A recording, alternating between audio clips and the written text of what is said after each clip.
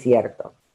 Acá hay que tomar en cuenta algo, y que es, actualmente sigue siendo discutido con respecto a cuál fue la conformación como pueblo, como identidad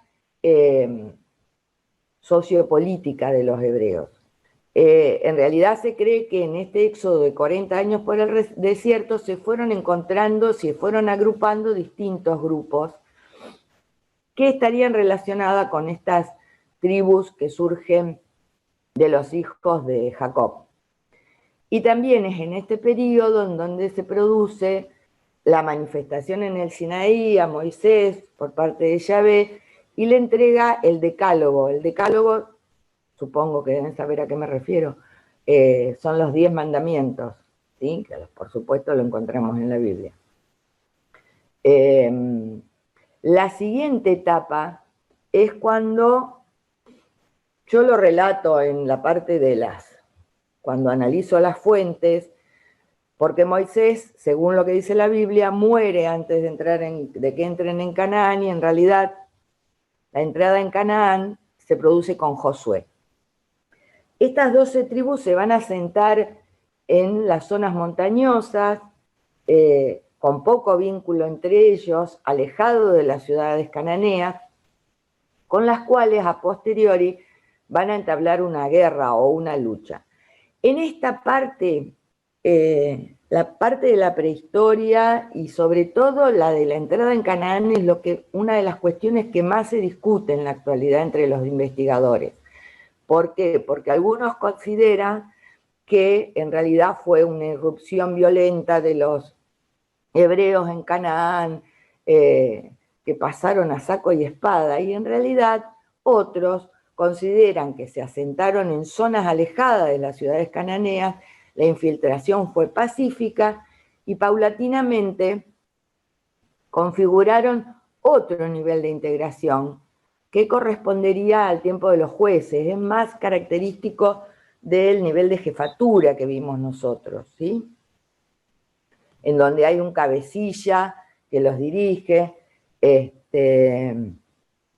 y bajo su dirección es con lo que comienzan la guerra contra las ciudades cananeas, ¿sí? La siguiente etapa, tengan en cuenta que nosotros cuando analizamos la historia de Babilonia, estamos hablando de un reino, de un estado, de la configuración ya de un estado. Entre los hebreos es mucho más dificultoso esto. ¿Por qué? Porque los hebreos recién en la tercera etapa, o sea, en la época de la monarquía, hacia el 1000 a.C., podemos hablar de un estado, en donde van a empezar a surgir el templo como centro de la vida religiosa, social, del pueblo hebreo, los sacerdotes, la obligación de realizar tributos y ofrendas al templo, y fundamentalmente y relacionado con sujetos de derecho, tengan en cuenta que recién en este periodo aparece la categoría de semilibre. ¿Se recuerdan que en Babilonia vimos Agüilum, Muskenum y Guargo? Libre, semilibre y esclavo. Los semilibres, con las características que tenían los Muskenum en Babilonia, aparece recién acá, ¿sí? Acá ya nos fuimos del Pentateuco, porque la historia hebrea, por supuesto, no abarca solamente el Pentateuco. Ya estamos, fíjense, en el libro de Samuel, en el libro de Reyes, ¿sí? Vamos avanzando dentro del Antiguo Testamento. Con posterioridad se va a producir la división del reino, cuando muere Salomón, el último rey. Y se divide en el reino de Israel y de Judá, con características disímiles en cuanto a la ubicación, por supuesto, de las capitales y de dónde están ubicados estos reinos, el reino de Israel en el norte y el reino de Judá en el sur, y respecto a la religión. En el reino de Israel, que está compuesto por 10 de las tribus, no se practica el monoteísmo, sino que empiezan nuevamente con la adoración de los becerros de oro y demás. Mientras que en el reino de Judá sí se mantiene el monoteísmo, o sea, el yavismo, y comienza a haber una profunda estratificación social. Posteriormente lo que vamos a ver son distintos pueblos que invadieron Canaán y fueron hegemónicos, digamos, sobre la población hebrea. Lo que es importante es fundamentalmente la diáspora. El cautiverio de Babilonia significó para los hebreos irse, en algunos casos, fundamentalmente la cúpula directiva de los hebreos fueron deportados y ya se produce definitivamente el fin de la monarquía.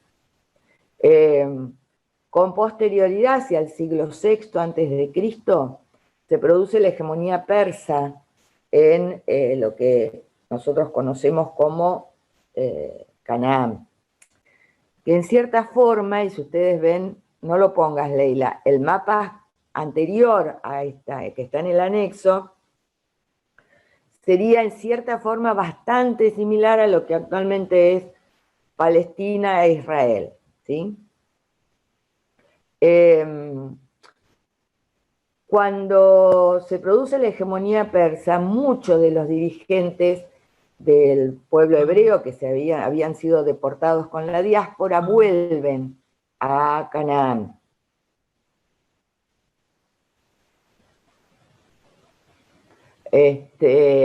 Y ahí se produce un gran poder por parte de la clase sacerdotal. Es en este momento cuando se produce la adaptación del Pentateuco, que se había comenzado a escribir, a poner por escrito las tradiciones del pueblo hebreo durante la monarquía. Y recién durante la época helenística, en el siglo II a.C., se produce la redacción definitiva de lo que nosotros conocemos como Pentateuco. Y a posteriori, ya con la dominación romana sobre Canaán, sobre Palestina, esta región se transforma en una provincia romana y se produce la dispersión. Tengan en cuenta esto, esta dispersión hace que los hebreos que viven en Palestina, en Canaán, se dispersan por el mundo conocido hasta ese momento. Acá va a surgir una de las fuentes que nosotros utilizamos, que es el Talmud, fundamentalmente con las escuelas rabínicas de Babilonia y de Jerusalén. ¿Qué los une? ¿Qué une a este pueblo en esta etapa de dispersión? Va a ser fundamentalmente la religión. Es lo que hace, que los unifica, como que les da una conciencia etnopolítica, ¿sí? También tengamos en cuenta que con posterioridad a este episodio, a este periodo, los hebreos recién van a volver a tener un Estado en 1948, después de la Segunda Guerra Mundial, cuando se funda el Estado de Israel. Con la anterioridad a esto podemos hablar de comunidades hebreas dispersas por distintas partes del mundo que siguen manteniendo las normas, la ley que, bueno, surge tanto de la Biblia como del Talmud. Bien. ¿Podés poner la ficha de las fuentes del derecho hebreo, Leila, por favor? Si la tenés a mano. Está Cami. Perdón, Cami. ¿Dónde quedó eso en el anexo Me mezclan los En la nombres. 206. Ah, antes. ¿La tenés? Si no, yo más o menos... Está en la se los 206, explico. yo me fijé. ¿Acá? ¿Arranca acá? No, A para. ver. No, ese es el final. Ya te la busco, la tenía por acá. Esta. Bien, estamos. Sí. Bueno, ahí yo les hago una introducción en función de qué significa la palabra Biblia y fundamentalmente sobre cuáles son los libros que nosotros interpretamos el derecho hebreo, que es el Pentateuco. El Pentateuco son los 5 primeros libros del Antiguo Testamento, ¿sí? Como bien se entiende, nosotros no trabajamos en el Nuevo Testamento, sino el Antiguo Testamento, que nos remite a una parte de la historia y al derecho del pueblo hebreo. Tengamos en cuenta esto. Estos son considerados libros sagrados, tanto para el pueblo judío como para la religión cristiana. Y en virtud de que son considerados sagrados, no se pueden modificar. Por eso, hacia el siglo II y V después de Cristo, va a surgir lo que se conoce como el Talmud. El Talmud es, hoy día, y gracias a la tecnología, se encuentran traducciones del Talmud en línea. Sinceramente, yo he trabajado fundamentalmente la Biblia. Del Talmud he elegido algunos aspectos que me interesaban de las traducciones que están en línea y también del texto de Goldstein, que ustedes lo tienen como bibliografía complementaria. En el caso del Talmud se divide en 2 partes, como ustedes bien ven en la ficha, la Mishnah, que está escrita en hebreo, y la Gemara, ¿sí? Que está escrita en arameo. Eso se los dejo para que vean ustedes a qué me refiero. Tengan en cuenta esto, la Biblia no se puede modificar, ¿sí? Por lo tanto, en el Talmud sí aparecen modificaciones de algunas de las instituciones jurídicas que vemos o podemos interpretar en la Biblia. ¿A qué me refiero con esto? En la Biblia, en el periodo de lo que podemos interpretar de la Biblia, la mayoría de edad se daba a los 13 años en los varones, cuando se realizaba el Bar Mishnah, y a los 12 años y 6 meses, 12 años y medio, en el caso de las mujeres. Con el Talmud se modifica esto y la edad para ambos contrayentes en caso de matrimonio eran los 18 años. Otra institución jurídica que surge en el Talmud es el matrimonio sábico. El matrimonio sábico no se encuentra en la Biblia, se encuentra así aplicado o explicado en el Talmud.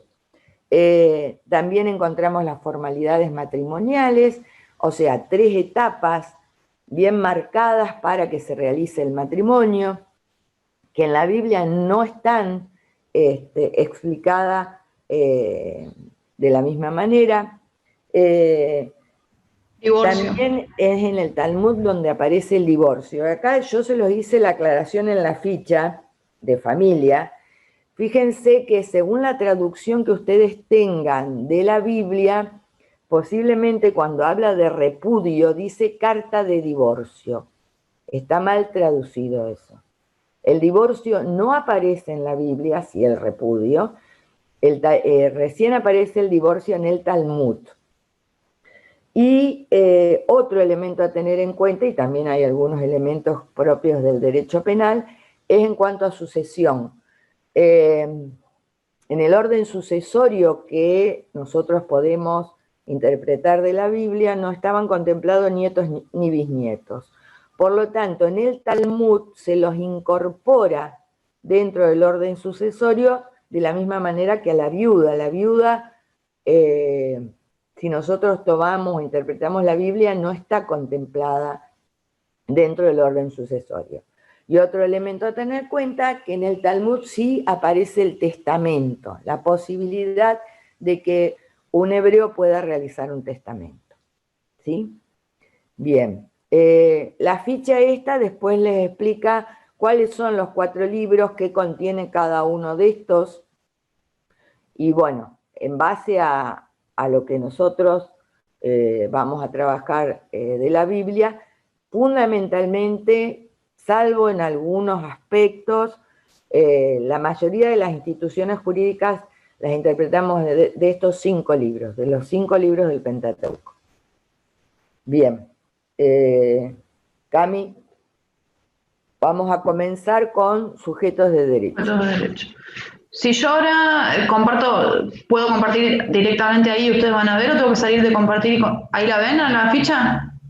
A ver. ¿O no se cambió? Sí, se ve. ¿Se ve? Bueno. ¿No tenés el PDF? Sí, por eso, pero no sabía si tenía que salir de compartir pantalla y volver a compartir o la iban a poder ver. Si tenés abierto el PDF, creo que podés compartir el PDF. ¿No lo estás viendo vos? Yo Sí, lo sí, estoy se ve. viendo.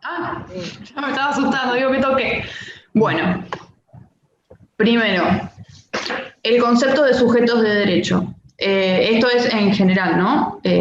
Es una categoría jurídica que indica la aptitud que tienen determinados individuos de adquirir derechos y contraer obligaciones. Esto ya supongo que desde Civil 1 lo saben, ¿no? Es concepto general.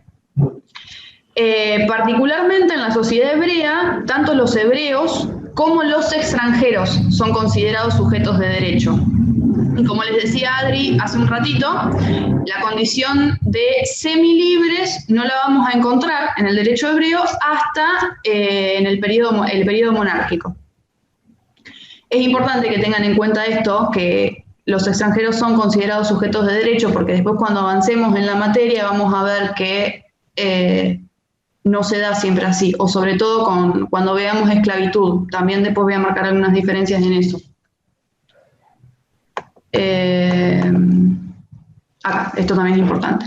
La diferencia que podemos encontrar entre los hebreos y los extranjeros no se va a aplicar en el derecho penal. Todos los sujetos son considerados iguales ante la ley. Eso lo encontramos ahí en Levíticos 24, 22.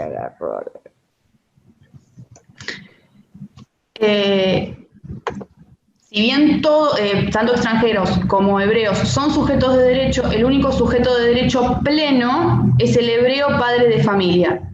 Este va a contar con derechos políticos y civiles. ¿Vamos bien hasta ahí? ¿Sigo? Adri, ¿querés agregar algo? No, está bien, se me colgó la pantalla sí, de la computadora, pero yo lo tengo acá, no te hagas problema. Dale. Bueno, y acá viene donde empiezan los problemas en las preguntas de examen. Categorías de sujeto de derecho. Ya estarán viendo que son más de 2 porque siguen las numeraciones. Primero, hebreos libres.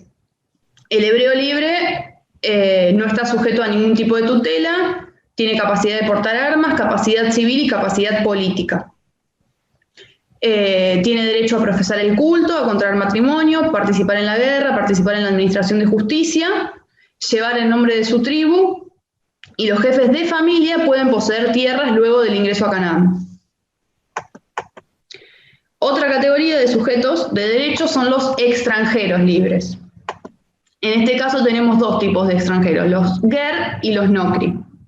Los ger son los que conviven con la sociedad hebrea. Por eso van a tener derechos civiles, no los políticos, porque los políticos están reservados a los hebreos exclusivamente.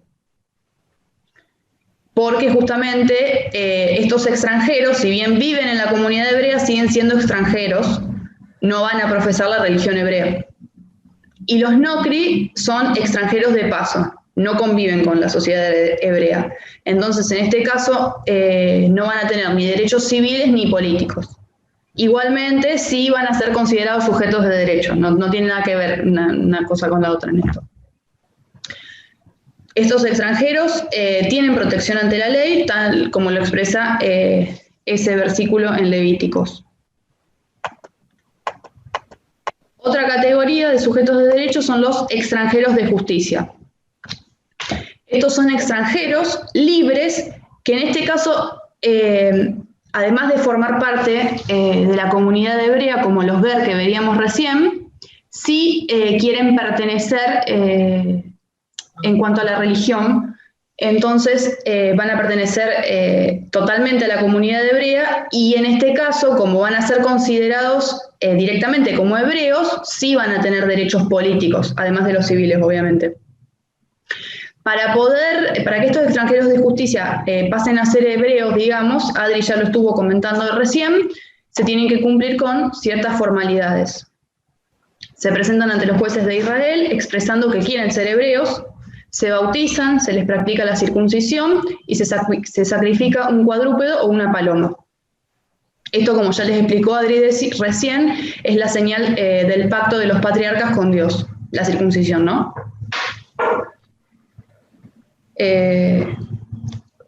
Y después tenemos la categoría de esclavos. Como también ya lo vieron en Babilonia, la sociedad hebrea, igual que la babilónica, no es una sociedad esclavista como después lo vamos a ver en Grecia y Roma, sino que es una sociedad con esclavos, perdón.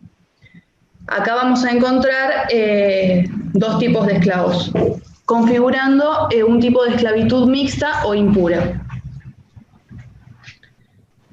Tenemos a los esclavos naturales, en primer lugar. Esclavos naturales van a ser los hebreos que caen en esclavitud. Puede ser por diferentes causas. Porque se venden a sí mismos como esclavos frente a deudas o por pobreza, porque venden a sus hijos, o sea, el padre vende a sus hijos por pobreza también, o por condena judicial, o por haber robado. En este caso... Sí. Cami, hago una salvedad, lo puse en la parte de familia. Cuando un hebreo vendía a un hijo, en el momento en que recobraba los bienes suficientes como para rescatarlo, tenía la obligación de rescatarlo. Yo no lo puse acá, lo puse en familia, hoy me di cuenta. O sea, un hebreo vendía a un hijo porque había empobrecido, y a otro hebreo, por supuesto, pero en el momento en que recobraba los bienes suficientes, tenía la obligación de rescatarlo a ese hijo. Listo, eso está. Bueno, ahí voy con las características de este tipo de esclavos. No pueden ser considerados esclavos en el sentido de lo que hablamos de sujetos de derecho. No pueden ser vendidos como esclavos en el mercado. No son esclavos a perpetuidad, o sea, esa es una de lo que decía Adri recién, pero en general recobran la libertad. Bueno, no sé si... Cami, hago una salvedad.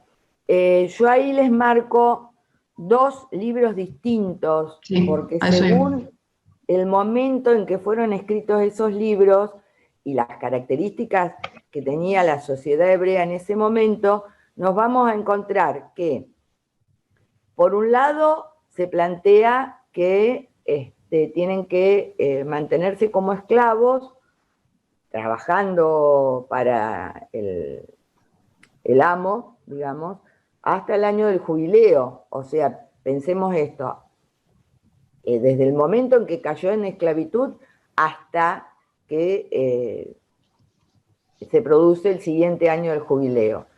En otros libros habla del año sabático. En el año sabático son durante 6 años son esclavos, y en el 7º año tienen que ser liberados, ¿sí? Son distintos libros y hay que relacionarlo con eso. Yo les decía antes, cuando hablábamos de las fuentes, que perdón, que ahí es un minuto en una... fíjense que yo analizo las dos corrientes que hablan de la interpretación de la Biblia, dos de las más significativas, está en el anexo, en la cita 12, del trabajo el artículo que yo publiqué sobre derecho penal, que hace la comparación entre Babilonia y Hebreos. En la cita 12, yo ahí les explico la corriente maximalista y la corriente minimalista. Hay quienes, los maximalistas, consideran que lo que se dice en la Biblia es verdad, pero hay que confrontarlo con otras fuentes de otras sociedades, con el registro arqueológico, mientras que los minimalistas dicen directamente que es totalmente mentira lo que dice la Biblia, ¿sí? No me voy a explayar más. Los refiero a esa cita del artículo. Ahí por el chat preguntaron de dónde está esto que estoy leyendo, que estoy mostrando, y no sé por qué no lo podía responder por chat, así que les digo, tiene que estar, está subida al Facebook y tiene que estar también en el campus. Sí, están subidos en los dos. Sí, lo contesté, pero como alguien me había hablado por privado, contesté el privado sin darme cuenta. Y ahora lo puse. Todo lo que ustedes, las fichas de sujetos de derecho, de familia, después le vamos a subir la de derecho penal y propiedad, eso va a estar tanto en el Facebook como en el campus. Pero estas ya están subidas. Estos ya están, sí. En base a esto tenían que hacer el formulario de Google. Estaban en lecturas obligatorias, me parece esto, porque también lo tengo, pero no lo leí acá. La idea de la guía es que puedan, Lo tengo fotocopiado. con la guía y después poder leer la bibliografía, porque si no se perderían bastante. Sí, tal cual. Sí. En noticias también está. Bien. Bueno, ahora sí. Continúa, Cami, porque la mía... Bueno, sí, te estoy viendo que estás parpadeando con la pantalla. Ah, sí, no, le agarró el ataque a mi computadora. Pero se escucha. Seguimos entonces con los esclavos hebreos, los derechos de los esclavos hebreos. En este caso hablamos de una esclavitud voluntaria. Es un esclavo, un esclavo hebreo puede decidir seguir siendo esclavo en el momento que recobraría su libertad. Y ahí también le citamos, después lean, me parece que no da ahora ponerme a leer los artículos bíblicos, después léanlos, pero son todos artículos que justifican esto que les estamos diciendo. Perdón, ¿sí? tengan en cuenta algo. Yo más o menos lo relato, le pongo a dónde tienen que buscarlo, Sí. pero fíjense que está hablando de un esclavo hebreo que decide voluntariamente continuar Seguir siendo esclavo. O sea, a ver. Cuando podría recuperar la libertad, ¿no? Y en este caso no, se transforma como en una especie de esclavo mercancía. ¿Por qué? Porque él decide ser esclavo, por eso se lo marca. El amo lo arrima a una puerta y le hace un orificio en la oreja, ¿sí? Para que quede claro que ese hebreo decidió ser esclavo, ¿sí? Es un derecho de un esclavo hebreo decidir continuar siendo esclavo, a pesar de que podía llegar a recuperar la libertad. Por eso el versículo de la Biblia dice, y así será esclavo suyo para siempre. ¿Quedó claro eso? Yo no veo a duras penas. Sí. Bueno. Profe, pero no, digamos, ¿no sería un esclavo natural? Es un hebreo que cayó en esclavitud, ¿sí? Un hebreo cae en esclavitud, pero después de transcurrido un tiempo, el amo le entregó una esposa, tuvo hijos y demás. En el momento en que llega el año de ser liberado, este esclavo, la mujer y los hijos quedan con el amo, no se van con él, solamente él recobra la libertad, ¿sí? En ese caso, el hebreo que cayó en esclavitud decide continuar siendo esclavo, por eso se lo marca, ¿sí? Por supuesto, tiene que haber testigos, porque si no, el amo puede llegar a ser castigado. Entonces, se lo marca, ¿por qué? Porque era un hebreo que decidió continuar siendo esclavo. Por eso el versículo dice, así será esclavo suyo para siempre. Ya no recobra más la libertad, pero por decisión de él, del hebreo que cayó en esclavitud. O sea, perdón, Adriana. Sí, o sea, dime. que eso que es en el 7º año, que es eso que puede ser dejar de ser esclavo Puede por ser el año sabático o en el año del jubileo. Sí. Por eso les digo, es según el libro que nosotros leemos, ¿sí? O interpretamos. Sí, bien. Podría ser. En general, el Deuteronomio es el último libro del Pentateuco, de los 5 libros, ¿sí? Y en el Deuteronomio se repiten muchas de las leyes que están contenidas en los 4 libros anteriores. Y fíjense que en el Deuteronomio marca el año sabático y no el año del jubileo. O sea, tiene que ver con las características que tiene la sociedad hebrea en el momento en que se escribieron esos libros. Es bastante complejo porque aún hoy está en discusión todo esto. Nosotros lo interpretamos a través de, bueno, tomamos un texto, el de Smith Warner, o el de Goldstein, que habla específicamente, un jurista que habla específicamente del derecho hebreo.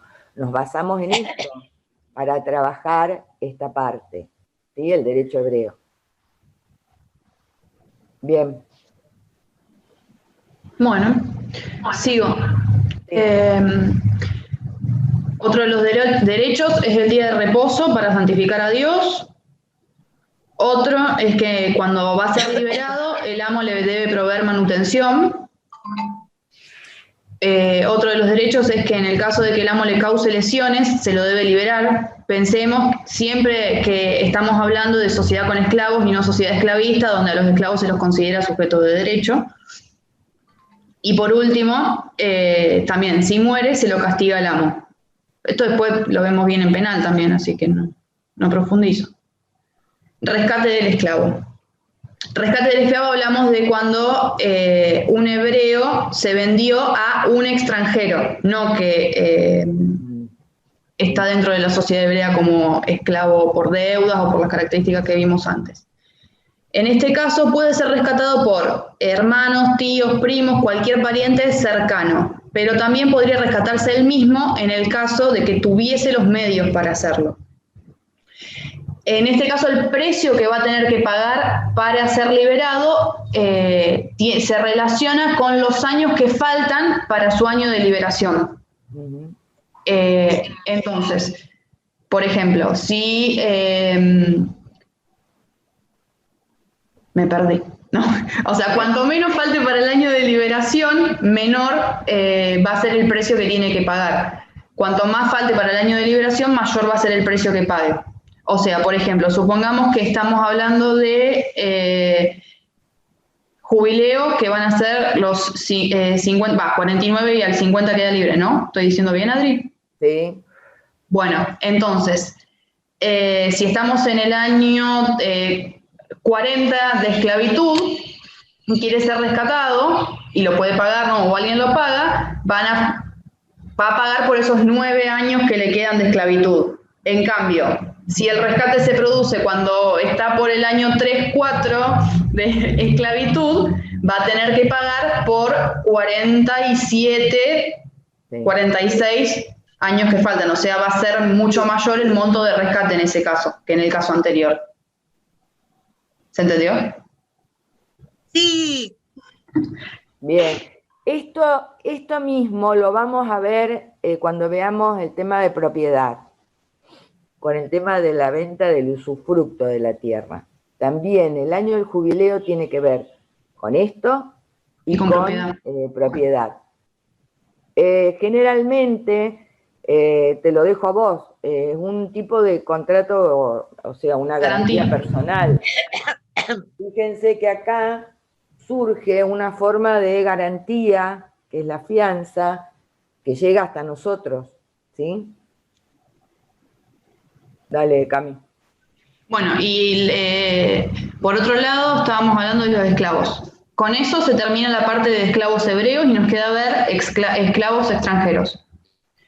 En este caso, el esclavo extranjero, o sea, que no pertenece a la sociedad hebrea, sí es un esclavo mercancía, o sea, se compran y venden en el mercado, o son prisioneros de guerra. Igual, en este caso, tanto en este caso como en Babilonia, son la minoría.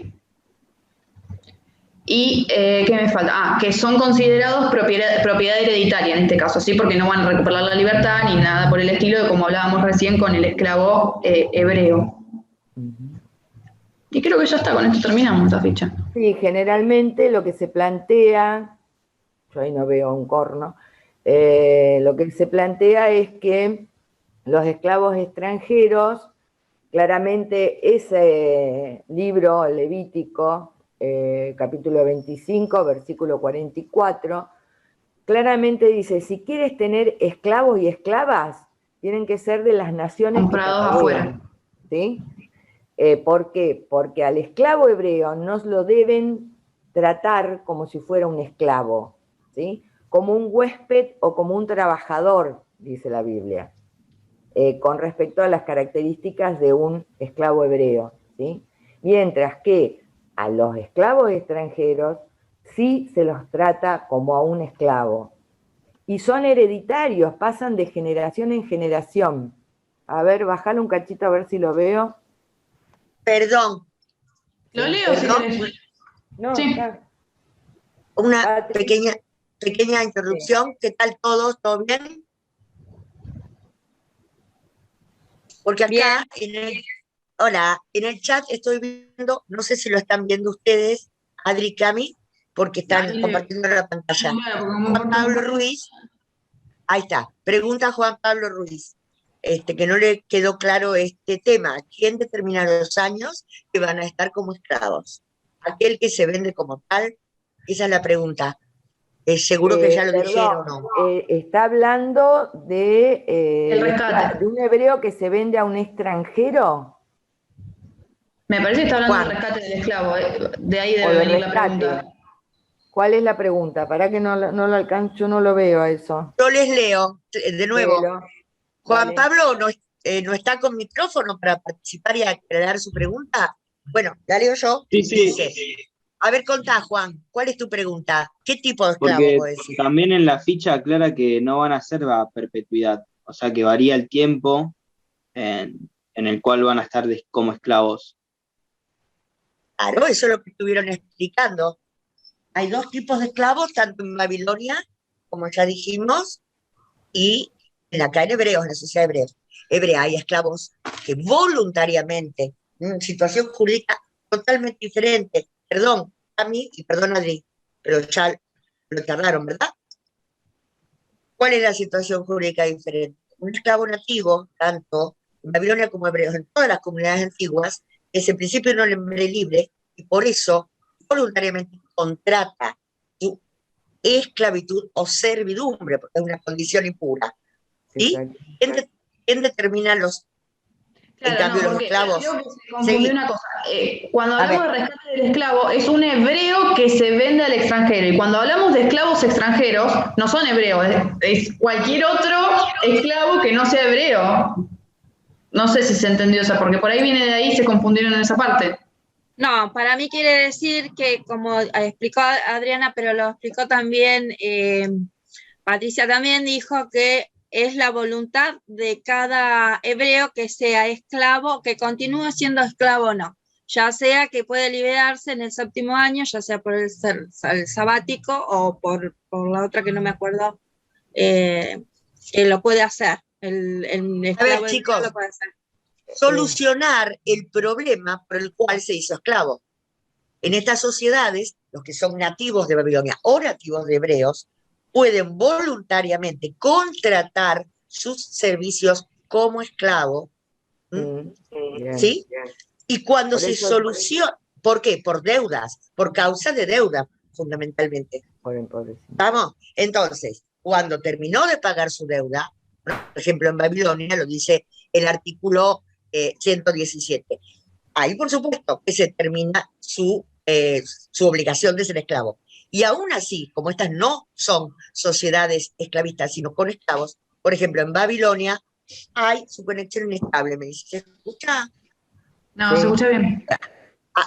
Aún así, en Babilonia, ese artículo 117 establece que el Estado los libera al cuarto año si aún así no han podido pagar su deuda. Lo mismo están viendo acá en Hebreos. Tienen el año sabático y el año del jubileo. No sé, Juan Pablo, si a eso apuntaba tu pregunta. Sigan, chicas, mil perdones. Hay un archivo Sí, de... muchas gracias. Juan Pablo, vos preguntabas el rescate. El rescate, no sé. ¿De un esclavo No, hebreo? sobre el rescate eso me quedó claro, que puede ser en el año también del jubileo, pero yo quería saber ese tema de cuando cumple su deuda, si queda libre o si era un tiempo determinado. No, generalmente cuando puede pagar la deuda puede quedar en libertad. En caso de que no lo pueda hacer, la Está Biblia dice, marcado, bueno, sí, por no puede por pagar el- su deuda, año de sabático o año O de jubileo. jubileo. Si Otra no puede pagar interrupción. la deuda, Gracias. Antes. tiene que esperar hasta que se cumpla el año sabático o el año del jubileo. A ver, ¿Está claro? para todos, la situación jurídica de un esclavo, mercancía, vale decir, en una sociedad esclavista a las que todavía no llegamos a estudiar, porque eso lo vamos a ver primero en Atenas, ¿m? Y luego en Roma, a partir de un determinado momento. Estas, Babilonia Hebreo, son sociedades con esclavos, ¿sí? La situación jurídica de los nativos es temporaria. ¿Por qué? Porque jurídicamente es un hombre libre. Se puede resolver el problema de esclavitud cuando termine la deuda, o el esclavo, por orden del Estado, no permanece todo el tiempo porque es un hermano hebreo o un nativo de Babilonia. Está claro eso. ¿Sí? La causa de su esclavitud la definió él mismo. Él mismo. En cambio, si hablamos de esclavos extranjeros, que también hay en Babilonia y en Hebreos, la situación jurídica, porque estamos estudiando derecho, a ver, no se olviden, es totalmente diferente. Fue forzosa su esclavitud. ¿Por qué? Porque cayeron como prisioneros de guerra. Algo que, no sé si se entendió muy claro, en sociedades más primitivas, antes de la revolución urbana, las tribus, en las tribus no había posibilidad de esclavitud. ¿Por qué? Porque no había una organización estatal para ello. Estamos, entonces, no había esclavos extranjeros, ni tampoco estaba muy definida la situación de esclavitud. Cuando dimos revolución urbana, vimos que comienza este tipo de esclavitud mixta. Un extranjero no es un hebreo, y se le aplican, o no es un babilonio. Entonces, se le aplican las reglas diferentes, y son esclavos objeto de compraventa en un mercado esclavista. Por lo cual ahí no recuperan la libertad por propia voluntad, ni porque el Estado se lo determine. No sé si está claro. Perdón, Cami. No, dale. Perdón, Adri. No, Mira, me vamos metí a porque poner lo vimos ¿por en qué Babilonia. no compartís ¿El el práctico? formulario de... Cami, compartí el formulario de Fuentes y Google sujetos. de sujetos, A de ver. fuentes y Claro, ahí. sujetos. Ah, ¿Se ve? Sí, Bueno. anda bajando y vamos Sí, sí. viendo. ¿Más o menos? Vamos viendo, yo no veo nada. Bueno, la leo si ¿No quieren. ves, Adri? Espera. Sí. Bueno. Estás con la pantalla negra. Tengo la pantalla en negro. Bueno, igual no Y te que ponen- Leila, Tengo léelo, la Cami. pantalla Sí, voy. totalmente en negro. Acá. Bueno, lo leo. La Me voy. Biblia Sí, dale. La Biblia contiene los libros sagrados del pueblo judío, parte de la historia y derechos hebreos. Se hallan intercalados en el marco de los 5 primeros libros del Antiguo Testamento, conocido como Pentateuco, la Torá o la Ley. Espera, que está ingresando alguien, lo voy a admitir. No, estoy ingresando yo desde el celular. Ahí lo admití, Su redacción definitiva se realizó en el siglo II a.C. ¿Verdadero o falso? No, háblenme porque no los veo en pantalla porque estoy compartiendo. Verdadero. Esa está bien, verdadera. Sí. ¿Alguna duda o seguimos? ¿Seguimos? Bueno, seguimos. Seguimos. La Biblia es similar al Código de Hammurabi en cuanto a su estructura y contenido. Ambos fueron escritos en el mismo periodo histórico. Ambos contienen reglas jurídicas y confesionales. Falso. Bien. ¿Por qué? Adri, Porque es diferente y porque no tienen, la Biblia es como dijeron, es una recopilación de libros Porque no está hecho en el mismo tiempo tampoco. y también porque no está hecho en el mismo tiempo. Y es casuista el código. Exactamente. Claro. Bien. Yo les aclaro algo. Hay una cuestión. que lo van a ver en el artículo mío al final, en las conclusiones del artículo mío de Derecho Penal. ¿A qué me refiero con esto? La mayoría de los investigadores dicen que hay un fondo común en Mesopotamia, en toda el área correspondiente al Antiguo Oriente. Y algunos dicen que el derecho contenido en la Biblia es copia de la legislación hammurabiana, ¿sí? Entonces, yo lo que planteo es que pueden tener instituciones jurídicas semejantes, pero tienen variaciones, ¿sí? O sea, ¿a qué me refiero con esto? Pueden tener dentro de los sistemas penales el talión, prohibiciones tabú, composición e incluso la venganza. Pero en el caso de los hebreos, nosotros, uno dice, la Biblia ya no sería tan casuista, ¿sí? Como en el caso de la legislación hammurabiana. Lo que se hace es poner por escrito las tradiciones, el derecho consuetudinario que tenían los hebreos, fue colocado por escrito en determinado momento de su historia, ¿sí? Y por supuesto van a tener características no necesariamente iguales a las que se ven en la legislación de Hammurabi. Porque aparte, yo no quería llegar a eso, pero hay una diferencia entre leyes casuísticas y apodícticas. Son dos cosas distintas. Las de la Biblia tienen más características de ser apodícticas y no tan casuísticas como sí lo vemos en la legislación hammurabiana, ¿sí? Los hebreos fueron una sociedad, digamos, diferente a la que nosotros vimos en la sociedad babilónica, y eso se ve reflejado en su derecho. Por eso, no sé, pero me están entrando mensajes. Por eso uno dice, sí, los 10 mandamientos. Los 10 mandamientos pueden ser casuísticos, sí. ¿Por qué? Porque toman un caso particular y lo transforman en una ley. No matarás, no desearás a la mujer de tu prójimo, ¿sí? No robarás. Eso puede decir uno, dice, sí, es casuístico, pero el resto que nosotros interpretamos no necesariamente son casuísticos, ¿sí? ¿Me entienden? ¿Me explico? Sí. Bueno. Seguí. Acá hablamos del Talmud. El Talmud. Código de Reglas Jurídico-Confesionales fue redactado por las escuelas rabínicas de Babilonia y Jerusalén entre los siglos IV y II a.C. Surge para modificar los preceptos contenidos en la Biblia. La Biblia es sagrada, es falso. La Biblia, como dijo Adriana, es sagrada. No sé. Pero los siglos que están puestos ahí, claro. ¿Los siglos que están puestos ahí está bien? No, es de 2 y 5 después de Cristo. Es después de Cristo. Bien. O sea, la primera es falsa, la segunda, claro, la segunda del siglo II al V después de Cristo es la verdadera. Bien. Seguí, sí. El Talmud, ¿por qué lo veo de nuevo? Ah, no, tenía que bajar yo.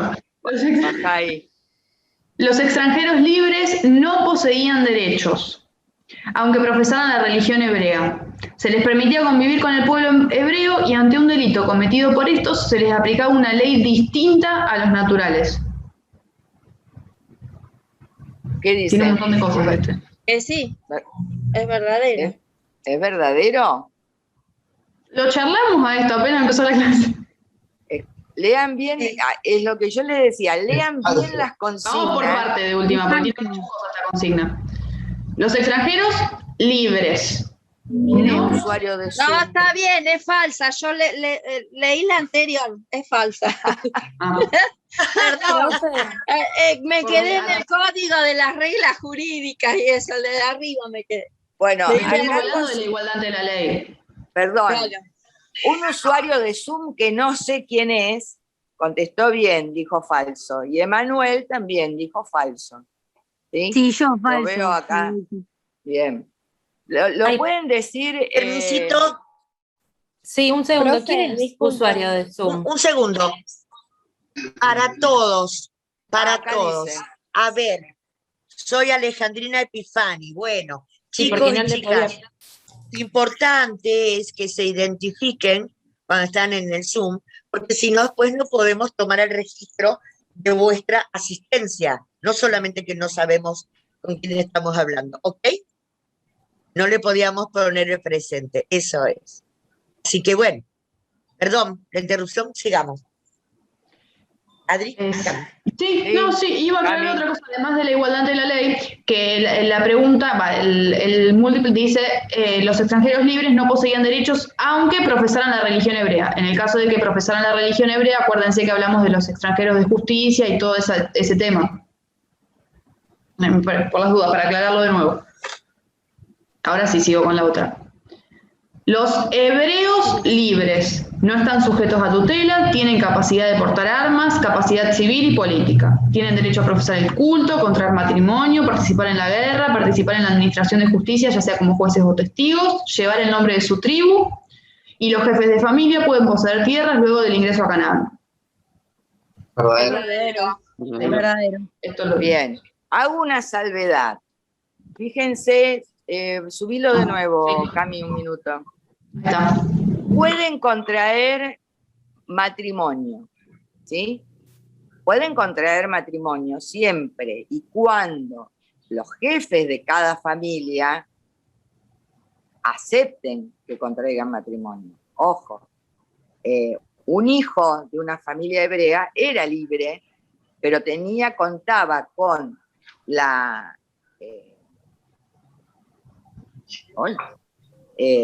con la autorización del padre para poder casarse, tanto la mujer como el varón, ¿sí?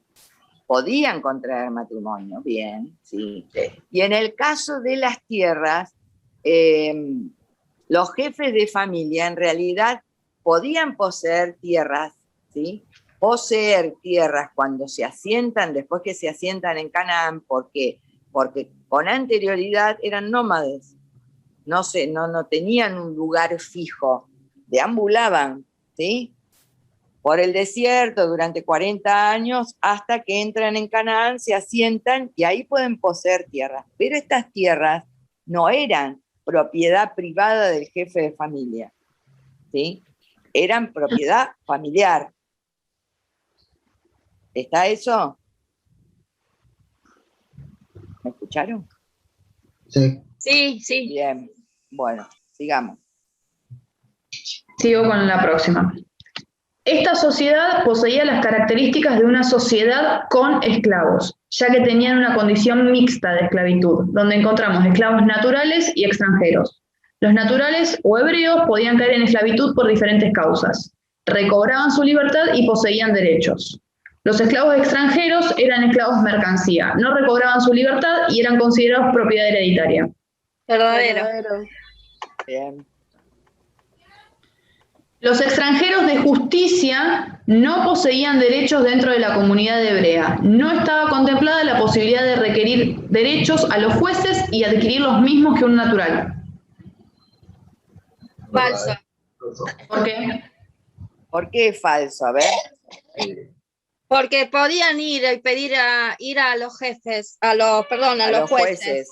Sí. Se presentaban los extranjeros de justicia. A ver, tengan en cuenta esto. Yo la puse esa pregunta, esa consigna, y la estuvimos viendo con Cami. ¿Por qué? Porque muchas veces en los exámenes, cuando preguntamos sujetos de derecho en la sociedad hebrea, bueno, como les dijo Cami, libres y extranjeros. Libres y extranjeros, sí. Existían extranjeros, libres por supuesto, ¿sí? Que no poseían derechos políticos, sí civiles, porque la misma ley decía, la Biblia dice, la misma ley le aplicarás tanto a los naturales como a los extranjeros, ¿sí? Pero estaba este caso de extranjeros de justicia, que se presentaban ante los jueces de Israel y decían que querían formar parte de la comunidad hebrea y de esa manera adquirir los mismos derechos que un natural, que un hebreo. ¿Sí? Y se bautizaban. En este caso, por eso yo les digo, lean bien las consignas, porque un extranjero de justicia sí podía tener derechos dentro de la comunidad hebrea y estaba contemplada la posibilidad de pedirle a los jueces tener los mismos derechos que un natural. ¿Sí? La di vuelta a esa consigna. Sí. Es falsa. Es falsa, sí. Está. Sigo. Sí. Tanto los nativos como los extranjeros eran en esta sociedad considerados sujetos de derechos, ya que existía igualdad ante la ley, y la condición de semilibres no se conoce en los primeros tiempos de su derecho.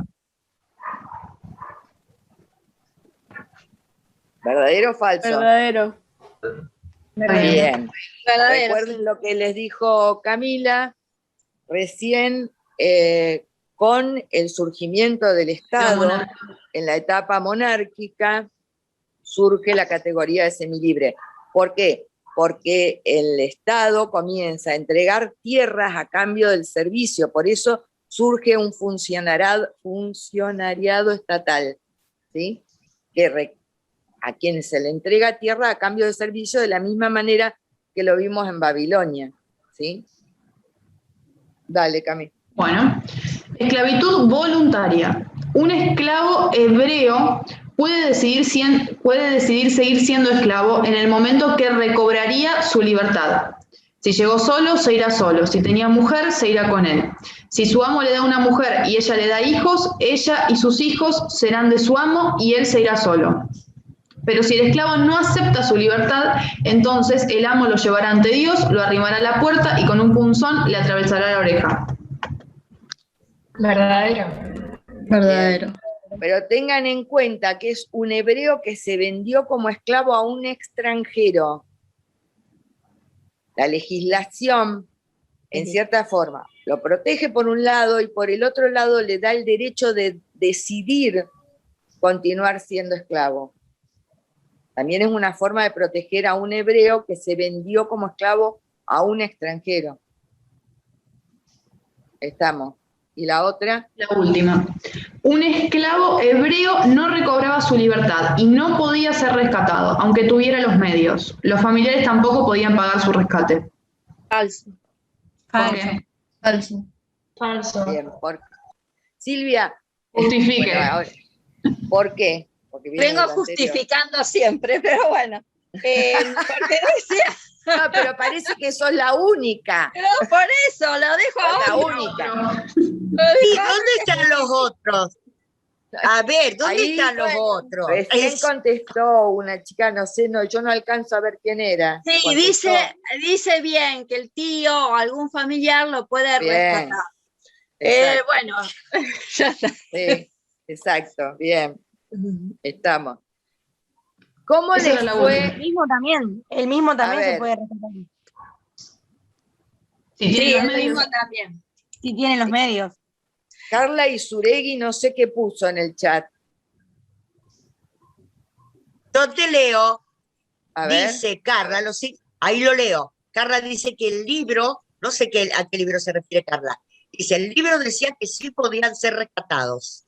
¿A qué libro vos te referís, Carla? Porque acá el libro no había ninguno. Le subimos el material al anexo. Ahí está. El anexo. Carla, esto, sí, que en el anexo decía que sí podían ser rescatados. Sí, es lo que vimos con anterioridad. Perdón. Cami. No, que decía que en la guía de lectura también lo estuvimos chequeando recién. Sí, exacto. Bueno, y esta era la última pregunta. A ver, ¿les costó hacer este formulario? ¿Hola? Más o menos. No, a mí no. Silvia dice que no. ¿Alguien que Juan Pablo dijo más o menos? No.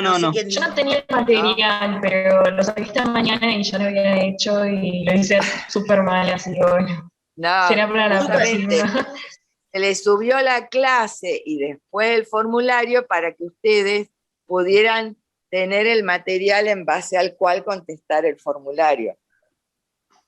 No Acá había nada Priscila sorpresivo, está Palacio, todo en la guía. acá Y Priscila todo el Palacio material. dice que le costó un poco. Priscila, ¿vos habías leído la clase que le subimos?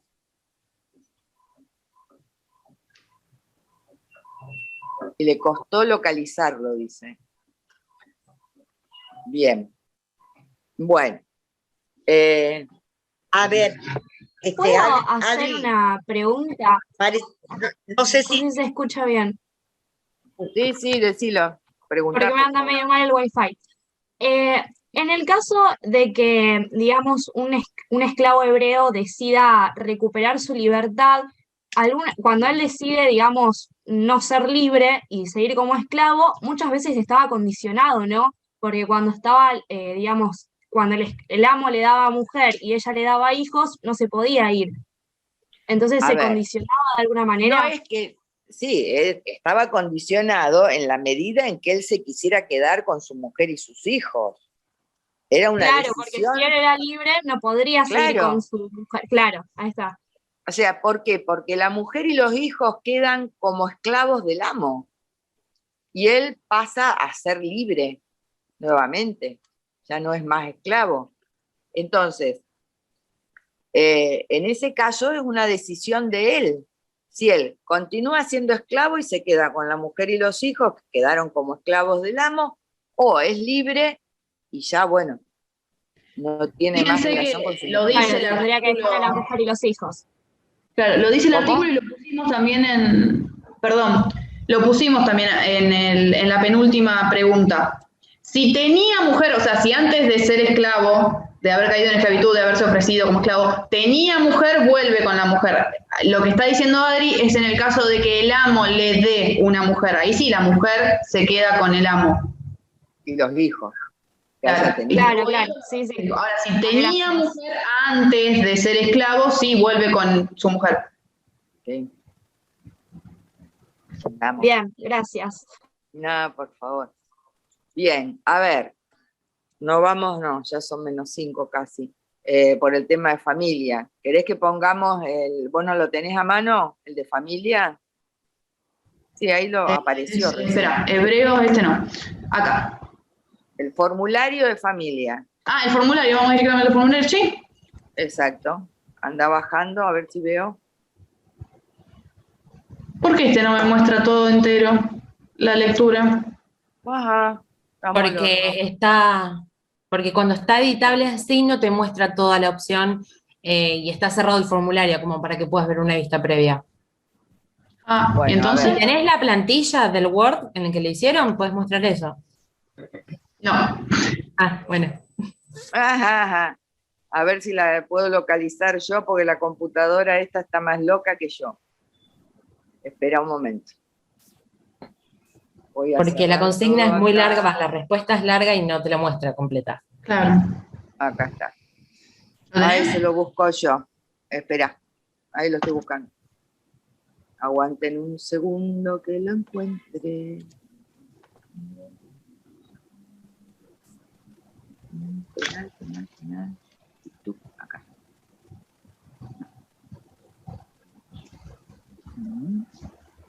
No, te los debo haber mandado por mail, Cam.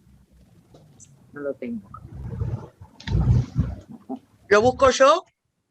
Y fíjate, a ver, el Word. Las consignas que yo le mandé a Cami, eso es lo que estoy buscando. Las consignas que le mandé para que hiciera el formulario. Pero Sí, no ahí lo busco. A ver, fíjate, porque acá no lo vemos. Ah, acá, a ver. Espera, acá lo encontré. Ah, bueno. Ya lo encontré. Espérate que está abriendo porque le agarro al ataque. Tuve que cerrar el Zoom porque si no era imposible manejar la computadora. Ahora lo vemos.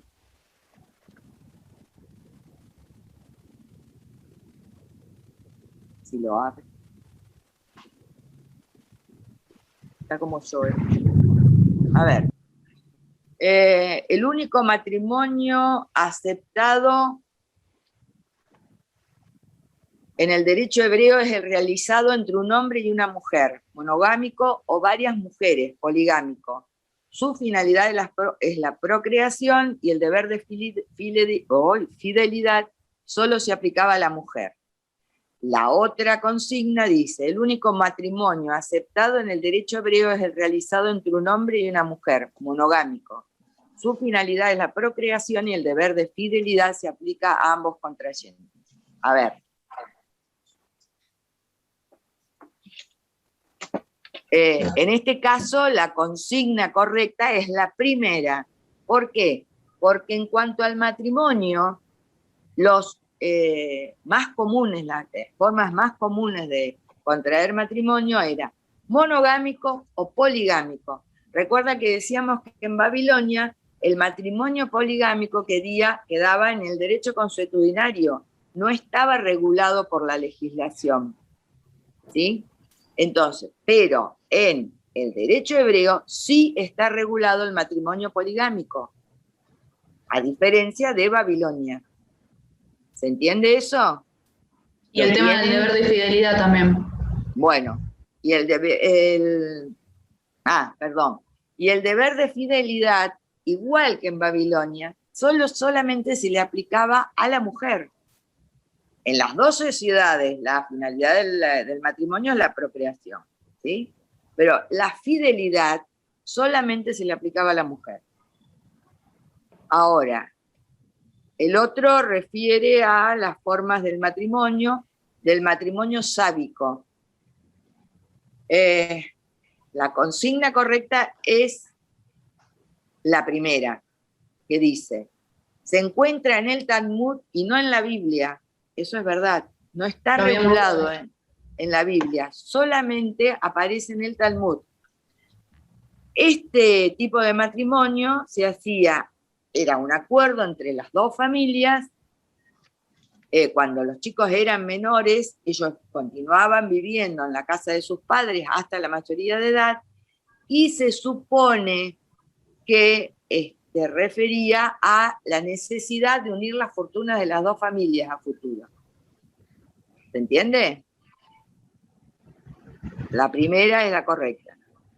La otra, el matrimonio por captura. Lo puse esta consigna porque muchos familia está de mandar WhatsApp. Se refiere al matrimonio por captura, porque en el caso de, generalmente este tipo de matrimonio se utilizó cuando los hebreos ya estaban asentados en Canaán y estaban en lucha contra las ciudades cananeas. Lo marco a este tipo de matrimonio porque generalmente cuando lo preguntamos en un examen no entienden o no saben cuál era el ritual que se debía llevar a cabo, ¿sí? El hebreo la tiene que llevar a la casa, ella se tiene que rapar la cabeza, cortarse las uñas, quitarse el vestido de cautiverio y se queda a vivir en la casa de él, llorando a sus padres durante todo un mes. Entre los hebreos esto es muy importante porque es como un acto de purificación para poder llegar a casarse con el hebreo, ¿sí? Después puede contraer este hebreo matrimonio con esta mujer que había sido capturada. Pero en el caso que no le guste, contrae matrimonio con ella, no le gusta, no la puede dejar en libertad, pero nunca venderla como esclava. ¿Estamos? A ver. La otra refiere al levirato. El levirato, no sé por qué razón, cuando lo preguntamos en un examen, nunca aparece. Está dentro de los matrimonios excepcionales, igual que el matrimonio por captura y el matrimonio sábico, ¿sí? En este caso es una mujer.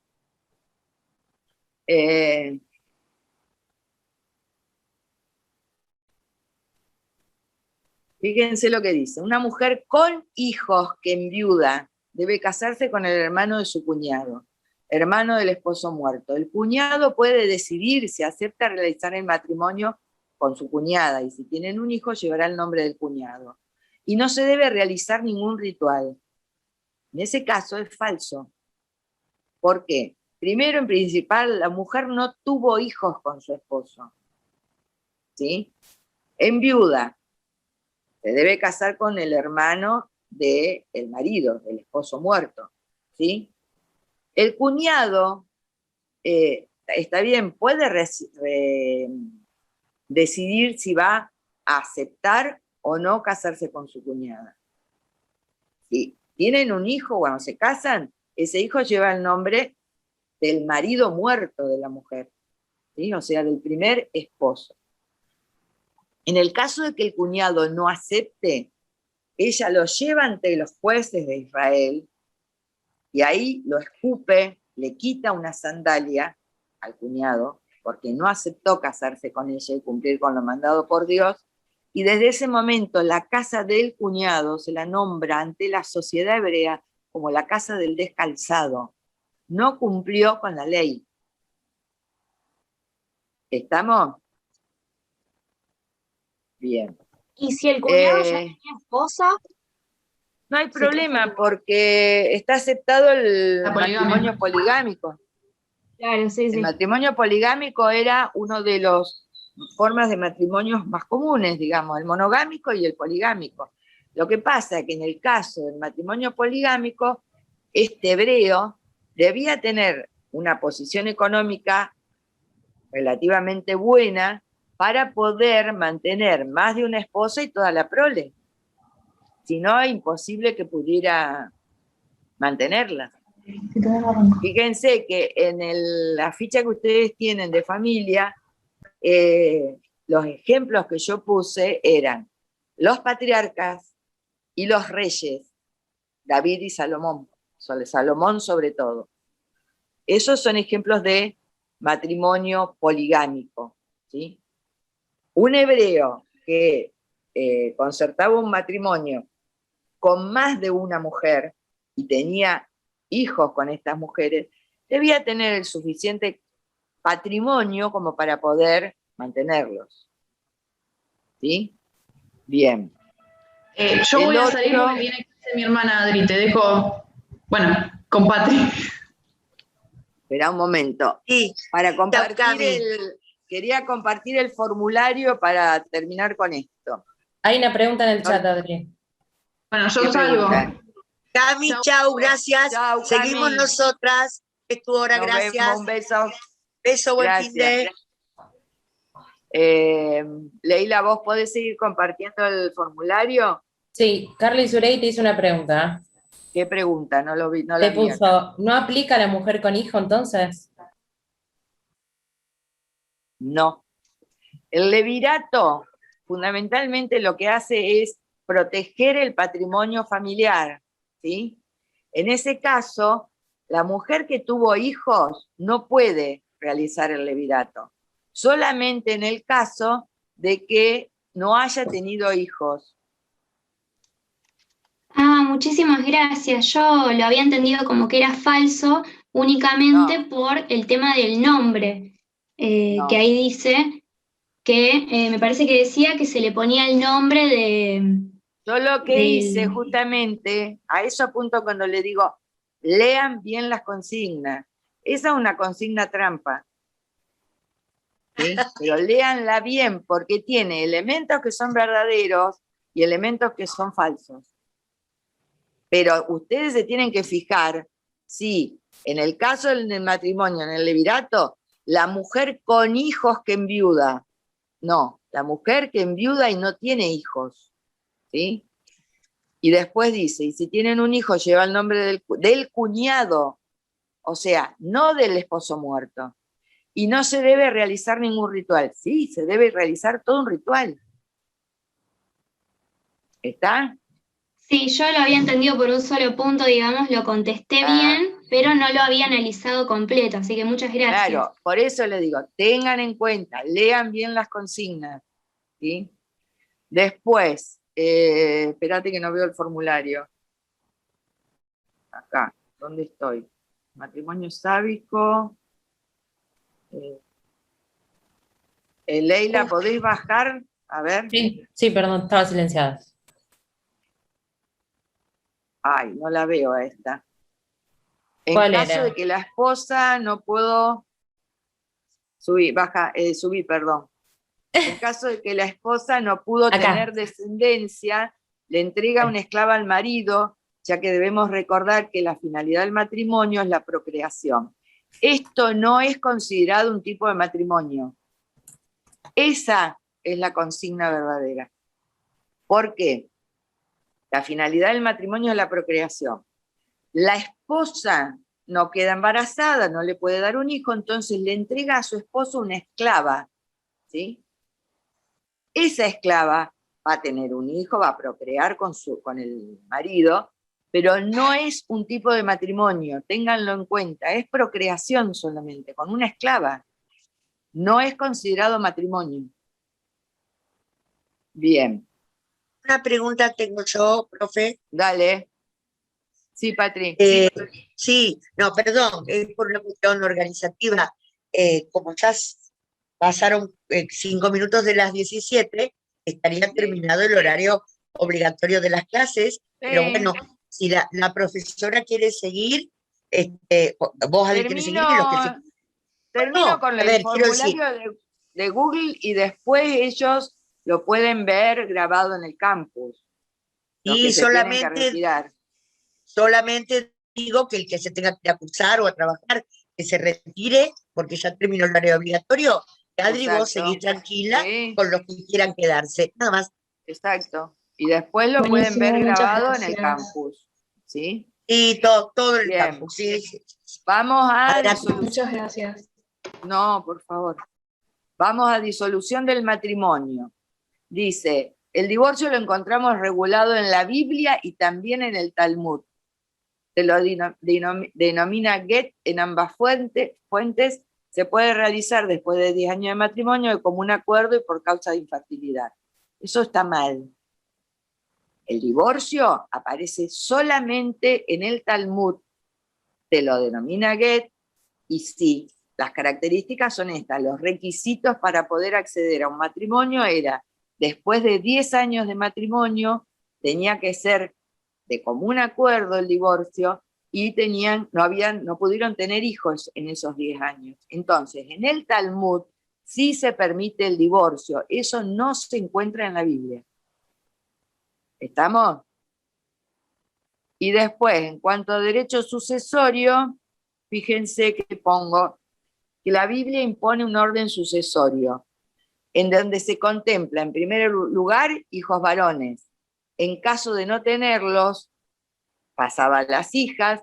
Recuerden que esto aparece en el derecho hebreo, pero en Babilonia las hijas no estaban contempladas dentro de la sucesión o del orden sucesorio, ¿sí? ¿Recuerdan lo que hablamos con Patricia, lo que les explicó el otro día Patricia con respecto a la dote? Sí. ¿Es Babilonia? Bueno, sí. Acá las hijas están contempladas dentro del orden sucesorio. Una salvedad que está dentro de la ficha que ustedes tienen de familia, en el caso de las mujeres que eran herederas, un hombre no pudo tener hijos varones, solamente tuvo hijas, tenían una prohibición las hijas. Debían casarse con hombres de la misma tribu. ¿Por qué? Porque en el momento en que se asientan en Canaán las 12 tribus, se les entregó determinada cantidad de tierra. Si estas mujeres pertenecían a una tribu y se casaban con hombres de otra tribu, a posteriori, esa tierra dejaba de formar parte de la tribu de su padre y pasaba a manos de la tribu de los esposos. Eso es una de las prohibiciones que tienen las mujeres. ¿Sí? La consigna correcta es la primera. ¿Sí? Porque la segunda dice, la Biblia impone un orden sucesorio en donde se contemplan en primer lugar a los hijos varones y no a las hijas mujeres, similar a la legislación amurabiana. ¿Sí? Se contemplaba además la herencia que correspondía a la viuda, ascendientes, nietos y bisnietos.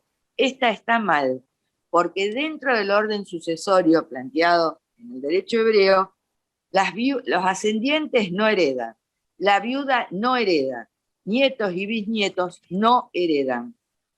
Y el final de este párrafo dice, el derecho sucesorio era testamentario y siempre existió la primogenitura en la Biblia. Ojo con eso. El testamento aparece en el Talmud, no aparece testamento en la Biblia. Y no siempre tuvo primogenitura el derecho hebreo. Al principio, en uno de los primeros textos, en uno de los primeros libros, el padre podía elegir al hijo que más le gustara. Con posterioridad se impone la primogenitura, sí, pero con anterioridad a eso no había primogenitura, y con posterioridad se incorpora este orden sucesorio, en donde sí están contempladas las hijas. ¿Estamos? ¿O quedaron mareados? No, estamos, sí, ya estamos. ¿Estamos? Sí, bien. sí. En el caso de adopción, la adopción se realizaba dentro del círculo cercano.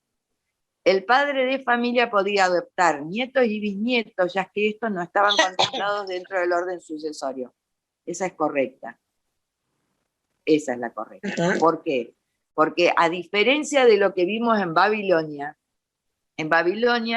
un padre de familia, y por favor no utilicen el término pater, que es una de las cosas que no sé por qué razón lo hemos visto en varios exámenes, cuando hablan de Babilonia o hablan de hebreos, hablan de pater. Pater es un término que corresponde al derecho romano, ¿sí?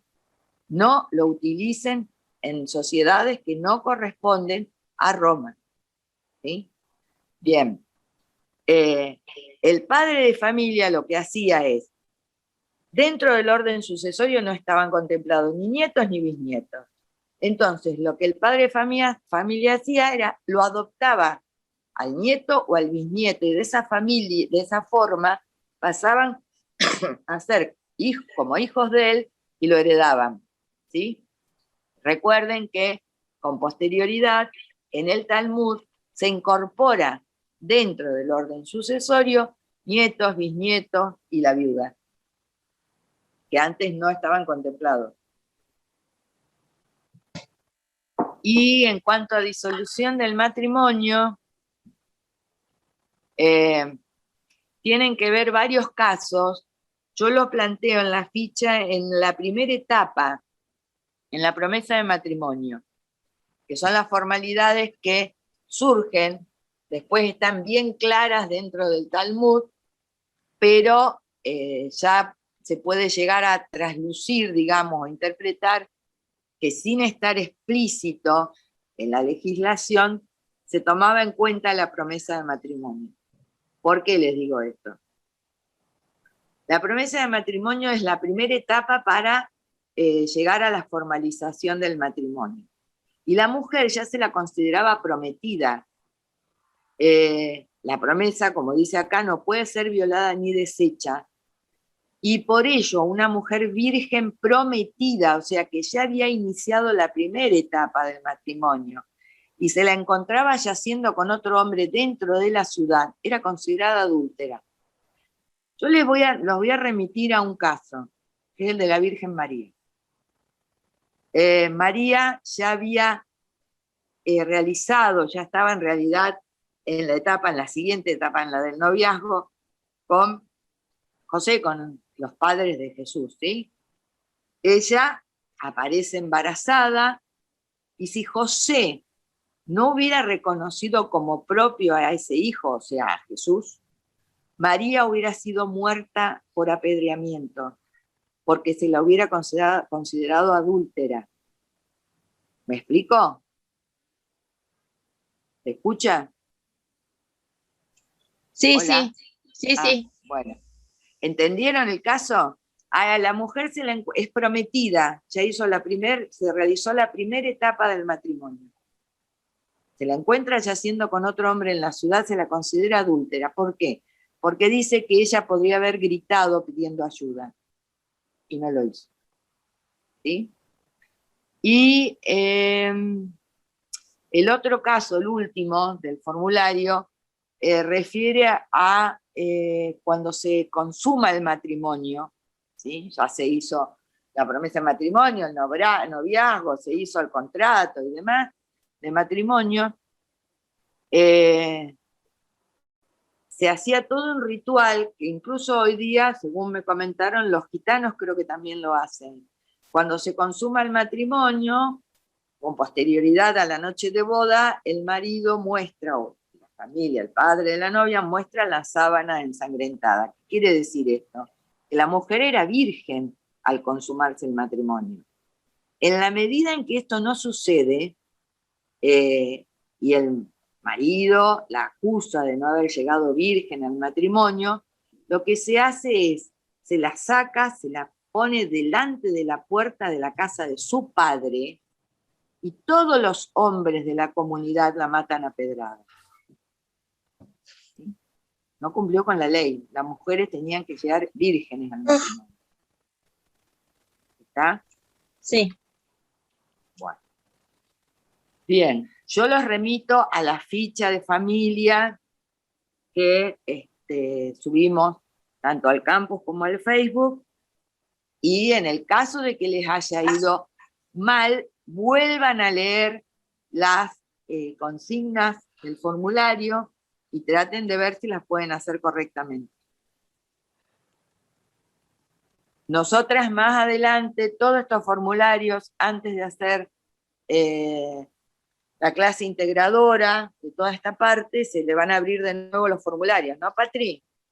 Para que lo puedan hacer. Sí, sí, sí, sí. Antes de la clase integradora.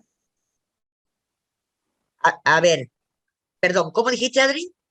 Antes de la clase integradora de toda esta parte, ¿se les van a abrir nuevamente los formularios para que ellos los vean? No, antes del examen final. No. Y yo les explico, Leila, no. A ver. Bien, antes del examen, listo. Vuelvo a decir, para que nadie se maree ni se confunda, siempre, cuando tengan alguna duda, vuelvan a las pautas de esta cursada virtual que todos la tienen. A ver, clase por clase van a tener antes la bibliografía y un día antes el ejercicio referido a la clase. Después, antes de la clase integradora, van a tener otro multiple choice que va a mezclar todas las preguntas porque es integradora. Por ejemplo, el que vamos a hacer cuando cerremos con hebreos. Ahí van a tener una clase integradora que va a ser no obligatoria, pero sí el ejercicio. Y van a tener preguntas de comunidad primitiva, bandas, tribus, sistemas penales, Babilonia y hebreos. ¿Ok? Otro. Al final de la cursada, antes de que rindan, todos van a estar abiertos para que ustedes practiquen, chicos y chicas. ¿Está claro? Bueno, ¿estamos? ¿Qué más, Adri? No, nada más. Bueno, el miércoles es feriado, así que no tenemos clases. Nos vemos el otro viernes y ahí ya se les va a subir las clases de Derecho Penal y Propiedad, y con anterioridad al viernes se les va a subir el formulario de Google para que ustedes lo hagan. Si tienen dudas, si tienen consultas con respecto a lo que se vio hasta ahora, no duden en consultar. ¿Sí? Claro. Sí. No, tienen los mails de Patricia, el mío, pueden hacerlo por Facebook. ¿Todos están en el grupo de WhatsApp? ¿O Claro. lo quieren que lo pase al chat ahora? ¿Qué cosa? En el grupo de WhatsApp. No sé si están todos porque hay gente que agregaron después en la lista. No sé si sí, está ahora. fíjate. Bueno, ahí lo paso. Dame un minuto que entro y les paso el link. Alfredo, Sí. ahí está diciendo. Sí. Ahora les mandamos acá. Sí. Ahí también pueden hacer consultas, que por ahí les viene bien a sus compañeros, que a lo mejor tienen la misma duda, no se atreven a preguntar, ¿sí? ¿Qué sucede?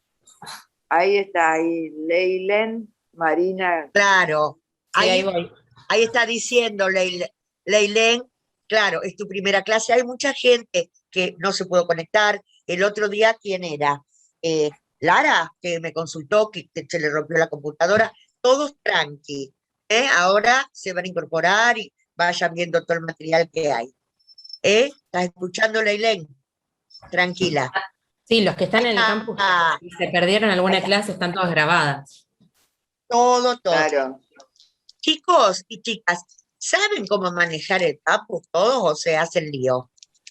¿Quieren una pequeñita, breve explicación? Sí, yo por ejemplo no sé cómo se ven las clases grabadas. A ver, ¿quieren que entremos? Yo entro ahora al campus y les muestro. No, porque vos... No. Pero es fácil. Digo, es muy fácil, a ver. Espera que, deja que Leila les explique, Patri, porque nosotras si entramos a nuestro campus. Perdón, yo sé cómo es. A ver, los alumnos tienen, los que están vinculados al campus, tienen lo mismo que tenemos los docentes, obviamente. Todo el mundo sabrá que hasta hace poco le mandábamos un link por cada clase. Hasta ahí vamos. ¿Y qué hicimos el otro día? Reuniones recurrentes. Vale decir que el mismo link, el mismo ID y la misma clave o código de identificación es para todas las clases de acá hasta fin de año. ¿Sí? ¿Hasta ahí vamos bien, Carla? Bueno, ustedes tienen que entrar donde dice aula comisión 10 del campus, ¿sí? Los que están vinculados. Aula comisión 10 entran y ahí van a tener todas las clases. Por ejemplo, con el mismo ID, no tienen que poner nada, solamente hacer clic en donde dice join, que quiere decir unirse. ¿Estamos? Eso. El que no quiera entrar por ahí, lo mismo lo tiene en el Facebook. Lo mismo. ¿Sí? Antes de cada clase que vamos publicando. Entran por acá, hacen clic en el link y entran. ¿Puede haber algún problema? Y siempre, porque con la virtualidad alguno siempre se equivoca y qué sé yo. Pero miren el último link. Carla, hasta ahí vamos bien, ¿entendiste? ¿Sí? ¿Sí o no? Sí, lo que yo no sé hacer es, si quedaron grabadas, verlas. Sí. Bueno, también entran por el campus, videoconferencia, por ejemplo, esta tarde, esta noche. Ustedes quieren ver lo que grabamos. Entran por el mismo lugar y hay un lugar donde dice Cloud Recording. ¿Estamos? ¿Qué quiere decir? Que está grabado en la nube. Todo esto que estamos hablando. Ahí hacen clic y les va a aparecer una pantalla con una camarita, ¿sí? Y hacen clic en la flecha. ¿Listo? Listo, muchas gracias. Eso. A ver, ¿está Adri? Sí. ¿O qué querías decir? No sé, Leila. El link para la reunión recurrente está fijada en el grupo del Facebook. Siempre va a estar arriba de todo. Si van a la parte de comunicados, siempre va a estar ahí. Y en el campo, bueno, si entran directamente, tampoco puede fallar. Van directo. Al principio no se marea, con tantos links por acá, por allá. Pero bueno, a ver, siempre les vamos a poner arriba el Facebook. Y en el campus también es la última noticia que hay. ¿Estamos? Otra cosa, por si alguien se marea. Hace un ratito, no me acuerdo si era Priscila puede ser, no sé si estaba o se fue, decía que no encontraba el material. ¿Saben cómo buscar en el campus el material? Explicamos rapidito otra vez. ¿Quedó alguien? Sí. Sara, Leilén, Paola. Bueno, a ver. Facebook es fácil. A ver, en Facebook tienen conversación, yo siempre les pongo las novedades, les subimos al archivo, esto para leer, no se tienen que confundir. La clase, por ejemplo, hoy o mañana, yo ya les voy a estar subiendo todo lo que tienen que leer, saber para la clase próxima, que da viernes 26. ¿Por qué? Porque el próximo miércoles es feriado.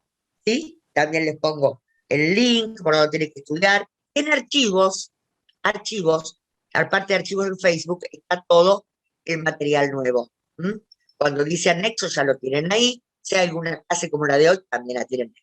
Ahora vamos al campus. ¿Cómo hacer? Entran, campus, aula 10 o comisión 10, ya estamos ahí. Y donde dice contenidos, ustedes ahí tienen varias opciones que se lean. Una es la bibliografía general. Esa no va a cambiar. ¿Por qué? Porque ahí tienen anexo, tomo 2, tomo 3. ¿Estamos ahí? Sí. Lo que sí vamos a ir publicando es en la parte donde dice lecturas, clase por clase, que las están haciendo todos nuestros adscriptos. ¿Ah? Hoy la hizo la doctora Camila Soromelo, ahí la tienen, ¿sí? Las dos clases que son, experto de Derecho y Familia. Para la próxima van a tener subida en lecturas, que van a tener 2 clases también de la profesora Adriana que digan propiedad y derecho penal. ¿Hasta ahí vamos? Sí. Y un día antes van a tener en la parte de trabajos prácticos y también en noticias, porque entonces los pongo para que les llegue a su mail el link para hacer el o los trabajos prácticos. ¿Listo? Es fácil. ¿Estamos felices o no? Ay, bueno, yo abrí mi campus personal por si quiere ver y no entendió dónde estaban las grabaciones. Dale, tu campus como alumna. Claro, o sea, acá no tengo ninguna reunión porque todavía no tengo. Acá, no sé si lo están viendo. Estas son las reuniones que están programadas y acá al final. Ah, mira. No, pues tampoco me graban las clases en esta materia. Mil disculpas. Ahí. Y ahí las van a encontrar todas. Pero bueno, no tengo. No, está bien, pero ya sabemos las opciones, está bien. Claro. Sí, yo lo encontré ayer y no lo apreté porque dije, ya veo que termino llamando a alguien o no sé qué, tengo menos inglés encima. Yo dije, no, encima lo abrí como a las 4 de la mañana, no daba. No, solamente... Carla, me perdí. ¿Qué quisiste abrir y no lo hiciste? ¿Qué era? La opción que mostró ella, que no me sale pronunciarlo, y para ver las clases grabadas. Y dije, no lo voy a apretar porque ya veo que llamo a alguna y no. No, ya está grabado en la nube, lo pueden ver cuando quieran y las veces que quieran, ¿sí? Perdón, Leila, te interrumpí. Ah, no,